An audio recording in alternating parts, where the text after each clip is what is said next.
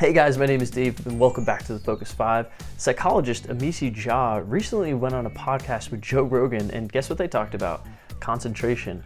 She put it like this: your ability to concentrate is a lot like standing in a complete pitch black room and your hand is on a flashlight. While you're holding the light, you have the ability to scan the room, to look around, get your bearings, or you could be fixated on an object.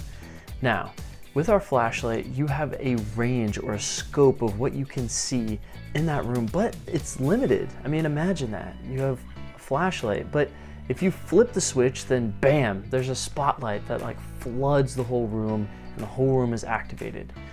Instantly, you see everything. Everything from the ceiling to the floor to the walls. Now, imagine you're an athlete.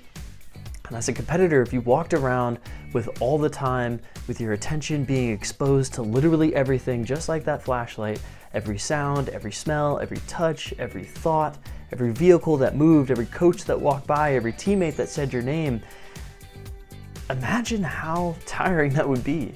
You'd be completely worn out, using all that energy to observe, to see, and to measure absolutely everything. It's pretty crazy to think about.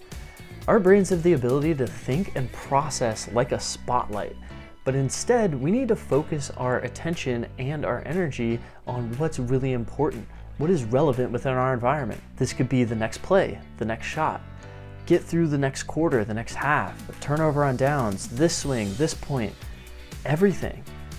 We need to be focused on what's really important. When we're most effective, it's where we're thinking, where are our feet?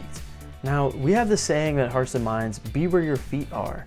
And I learned that saying from the meditation, and a lot of meditation instructors would do that. Be present, be fully present where your feet are. But what does that mean? This is talking about your mentality and your thought processes.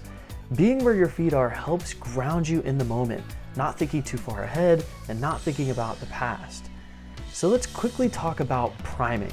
The definition of priming is when an individual is exposed to a stimulus, typically a thought or a word, and then they are influenced how that person responds to the stimulus. Now, an example of this could be a warm, gooey chocolate chip cookie that's fresh out of the oven. You smell the aroma and it just kind of feels like home. Now, check your mouth. Is it salivating? I know mine is. I absolutely love chocolate chip cookies. And so this has primed your response to chocolate chip cookies through our thoughts and through our words in our environment. We can use our attentional focus to help prime us for success. You already probably do this right now to a certain extent or a certain degree, but we need to intentionally do this. So we need to be intentional about how we prime. We're actually going to do that below this video. You're going to have a worksheet that goes something like this. When I feel strong, I think and I see blank. When I feel happy, I am blank. Confidence is best felt when I blank. Quick, efficient, smart, I feel blank. Now, these are priming statements. What we want you to do is to fill in these priming statements with what you're thinking, and it's going to prime yourself in that situation to really enhance your concentration.